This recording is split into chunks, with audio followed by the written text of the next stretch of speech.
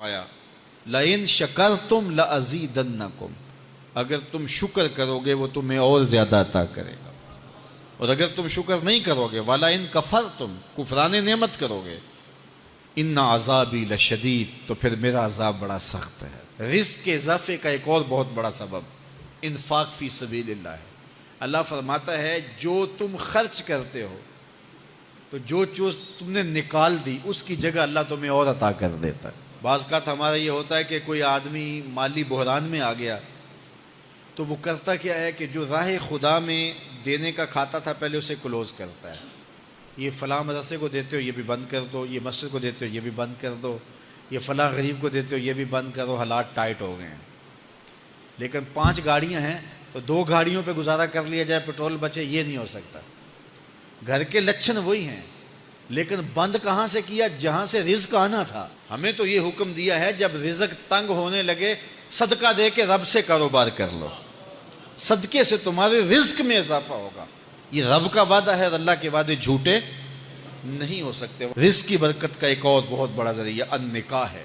فرمایا اگر تم نکاح کرو گے، تم فقیر ہو وہ تمہیں غنی کر دے گا۔ لوگ کہتے ہیں بچہ پیروں پہ کھڑا ہو لے تو پھر نکاح کریں گے، اللہ کہتا ہے تم نکاح کرو ہم پیروں پہ کھڑا کر دیں گے۔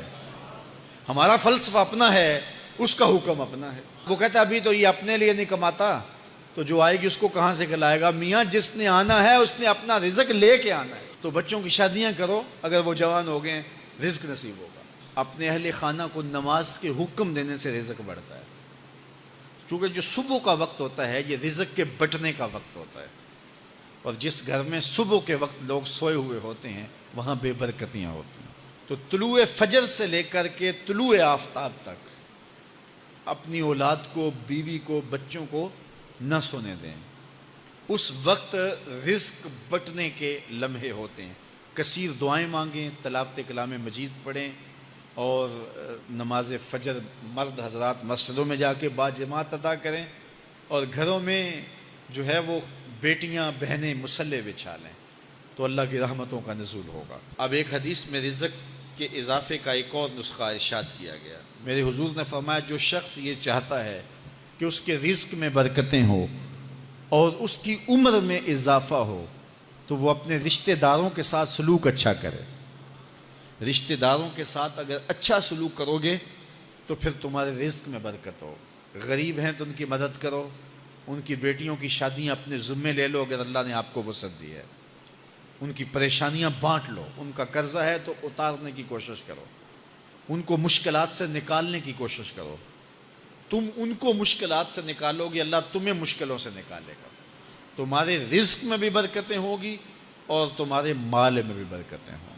فرمایا بہتر صدقہ وہ ہے جو ناراض غریب رشتہ دار کو دیا جائے۔ اگر وہ پھنس گیا ہے، مجبور ہے، ناراض ہے، تو اس کو اگر دیں گے تمہارا نفس اس میں شامل نہیں ہوگا، تو یہ افضل صدقہ ہے جو ہر صورت میں قبول ہی قبول ہے۔ رزق کے اضافے کا ایک اور سبب الاحسان الی الضعفاء، جو کمزور لوگ ہیں ان کے ساتھ اس نے سلوک کرنا۔ الانفاق علی طلبۃ العلم، طالب علموں پہ خرچ کرنا، یہ بھی رزق میں اضافے کا سبب اور ذریعہ ہے۔ وہ حضرت بابا فرید نے کہا نا 6واں رکن دین کا روٹی ہے۔ گھر میں کچھ نہ ہو تو پھر نہ نماز اور نہ ہی دیگر امور کی لذت آتی ہے، تو یہ رزق فراواں اور وسیع اور مبارک نصیب کر دے اللہ۔ تو اس کے لیے ایک اور وظیفہ میں دیتا ہوں، اور وہ یہ کہ مغرب کے بعد 21 مرتبہ سورۃ الکوثر پڑھ لیں، کثرت ہو جائے گی انشاءاللہ۔